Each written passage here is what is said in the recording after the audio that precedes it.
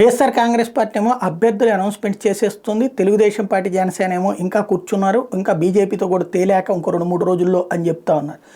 వాస్తవంగా జనసేనకి ఏం సీట్లు ఇస్తారో పవన్ కళ్యాణ్కి తెలుసు, తెలుగుదేశం ఏ సీట్లో పోటీ చేస్తుందో చంద్రబాబుకి తెలుసు. కానీ అది ఇప్పుడే అనౌన్స్ చేసుకోవద్దని ఇద్దరం కలిసి చేద్దాం అనుకున్నారు. ఎందుకంటే ముందు ఎవరితో వాళ్ళు అనౌన్స్ చేసేస్తే మళ్ళీ తర్వాత లేనిపోయిన ఇష్యూస్ వస్తాయి. సీట్లు ఎన్ని ఇవన్నీ చెప్పాలంటే చెప్పి చేయాలా లేకపోతే చెప్పకుండా చేయాలా, దశల వారీగా అనౌన్స్మెంట్లు ఇస్తూ నిశ్శబ్దంగా ఎన్ని సీట్లు అనేది తెలియకుండా చేయాలా అన్నటువంటిది వాళ్ళిద్దరూ చర్చించుకుంటున్నారు. ఈ దశలో తెలివిగా తెలుగుదేశం ఏం చేస్తున్న మధ్యన చంద్రబాబు 2 సీట్లు ప్రకటించారు, స్వయంగా తానే అరక్కుకు కానీ తర్వాత మండపేటకు కానీ. ఆ తర్వాత దాని మీద తన మీద వచ్చిన ఒత్తిడితో పవన్ కళ్యాణ్ వచ్చేటప్పటికి 2 సీట్లు అనౌన్స్ చేశారు, రాజానగరం కావచ్చు, రాజోలు కావచ్చు. అయితే పేర్లు అనౌన్స్ చేయకుండా ఆ నియోజకవర్గాలు పోటీ చేస్తామని అనౌన్స్ చేశారు. తాజాగా విశాఖపట్నంలో 4 సీట్లకు సంబంధించి ఇన్ఛార్జీలు పవన్ కళ్యాణ్ ప్రకటించారన్నటువంటి విషయం టీవీలో బ్రేకింగ్ వచ్చాక అట్లాంటిది ఏమీ లేదంటూ జనసేన శతఘ్ని టీం ప్రకటించింది.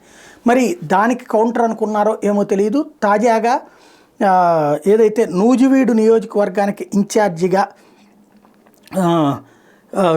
నూజివీడు నియోజకవర్గ ఇన్ఛార్జి కొలుసు పార్థసారథిని నియమించినట్టుగా ప్రకటిస్తూ తాజాగా కింజరపు అచ్చెన్నాయుడు పేరుతో వచ్చింది. ముద్రపోయిన ఎట్లాగూ వీళ్ళ దగ్గరికి వెళ్ళాడు కాబట్టి ఆ విధమైనటువంటి మార్పు చేసినట్టుగా ఇక్కడ తేలిందనమాట.